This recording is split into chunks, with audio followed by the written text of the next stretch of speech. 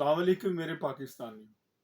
اب جب میں آپ سے بات کر رہا ہوں، امریکہ کے B-52 بومبر جو تقریباً 30,000 پہ لوڈ کیری کرنے کی صلاحیت رکھتے ہیں، انہوں نے ایران کی نیوکلیر سائٹس پر حملہ کیا ہے اور یہ دعویٰ کیا ہے کہ جو ایران کی نیوکلیر سائٹس ہیں اس کو تباہ کر دیا ہے.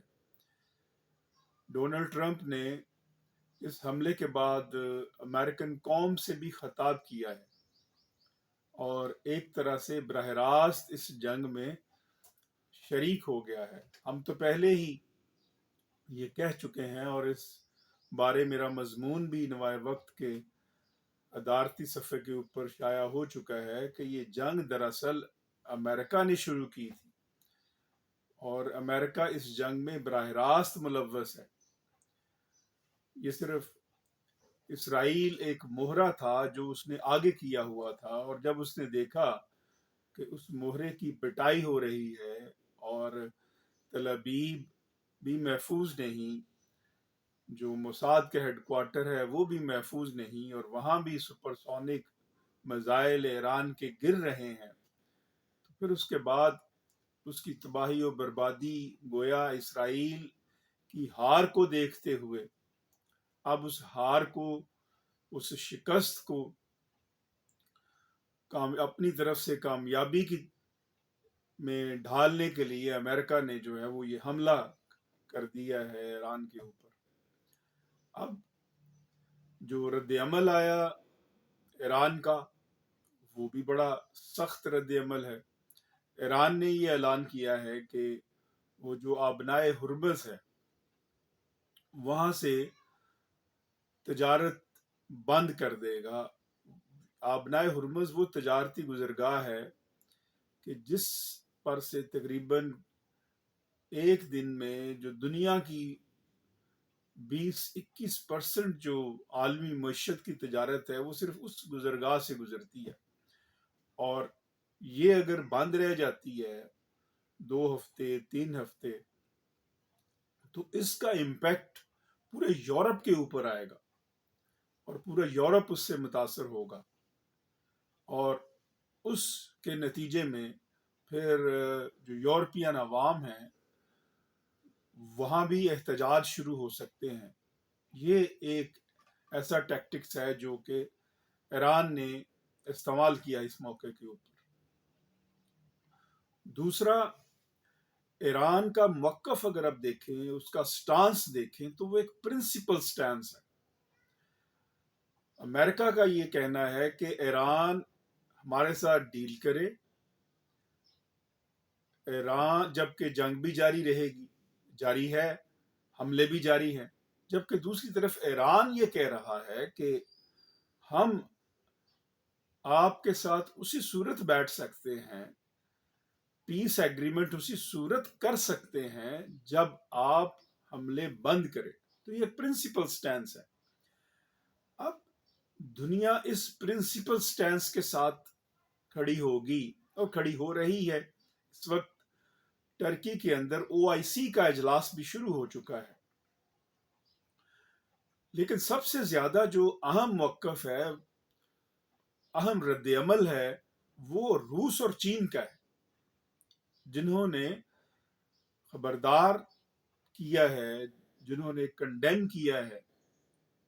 تاہم یہاں یہ سوال اہم ہوتا ہے کہ اسرائیل کی شکست کے بعد، روس چین کی کنڈمنیشن کے بعد، کیا امریکہ اس جنگ کو جو اس نے مسلط کر دیا ایران کے اوپر، کیا یہ رجیم چینج تک لے کے جائے گا؟ اگر ڈونلڈ ٹرمپ کے جنگ کے اعلان ہی کو دیکھیں تو جہاں تک میری انفارمیشن ہے، جنگ کا باقاعدہ کسی ملک کے اوپر جنگ کا براہ راست مسلط کرنے کا جو اختیار ہے وہ کانگریس کے پاس ہے، اور کانگریس نے اجازت نہیں دی ڈونلڈ ٹرمپ کو. کانسٹیٹیوشن جو کہتا ہے کہ اس کی اجازت کے بغیر آپ ڈونلڈ ٹرمپ یہ براہ راست حملہ نہیں کر سکتا تھا، یہ اس کی وائلیشن ہے. انٹرنیشنل لا کی وائلیشن تو ہو رہی ہے، وہ تو میں کئی دفعہ گنوا چکا ہوں۔ اب اس ساری صورتحال میں بھی کیا امریکہ جو ہے وہ کامیاب ہو جائے گا رجیم چینج کرنے میں؟ تو جواب نفی میں ملتا ہے۔ نفی میں اس وجہ سے ملتا ہے کہ رجیم چینج کرنے کا مطلب یہ ہے کہ آپ اپنے جو ٹروپس ہے اس کو گراؤنڈ پہ اتاریں گے۔ گراؤنڈز پہ اتارے بغیر آپ رجیم چینج نہیں کر سکتے، اور ٹروپس کو گراؤنڈ پہ اتارنے کا مطلب یہ ہے کہ ایرانی فوج کوئی 10 لاکھ کے قریب ہے، 5 لاکھ کے قریب تو ان کے پاسدان انقلاب ہے۔ تو گراؤنڈ سچویشن ایسی ہے کہ وہاں پہ امریکہ کبھی یہ غلطی نہیں کر سکتا کہ وہ ٹروپس کو گراؤنڈ پہ اتارے، اور اگر اس نے گراؤنڈ پہ ٹروپس کو اتارا تو پھر اس صورت میں جو بہت زیادہ کیجویلٹیز ہوں گی، اور ڈیڈ باڈیز جب امریکہ جائیں گی تو اس کا بھی ایک ری ایکشن ہوگا۔ لہذا میں نہیں سمجھتا کہ اس جو امریکہ ہے وہ اس حملے کے ذریعے رجیم چینج کر سکے۔ ہاں، اس کے ساتھ امریکہ کو ایک فیس سیونگ ضرور مل جائے گی کہ اس نے اس کی نیوکلیر سائٹس کو تباہ کیا ہے، جو کہ وہ بعد ازاں دوبارہ جو ایران ہے اس کو بحال کر سکتا ہے۔ دوسرا اہم جو ریئیکشن ہے ایران کی طرف سے وہ یہ ہو سکتا ہے کہ جو امریکن بیسز ہے وہ اس کو ٹارگٹ کرے اور اس پہ جو ہے وہ حملے کرے اور وہاں پہ نقصان پہنچائے۔ تو اس ساری صورتحال میں بظاہر یہ لگ رہا ہے، جیسے آپ دیکھیں انٹرنیشنل میڈیا پہ بھی یہی خبریں چل رہی ہے کہ ایران کے اوپر حملہ کر دیا، اب ایران کی خیر نہیں، لیکن ان بٹوین دا لائنز اس کو اگر دیکھیں، آپ حقیقت پسند ہو کے دیکھیں تو شاید اب یہ صورتحال کسی ڈراپ سین کی طرف جائے اور کوئی پیس ایگریمنٹ ہو جائے۔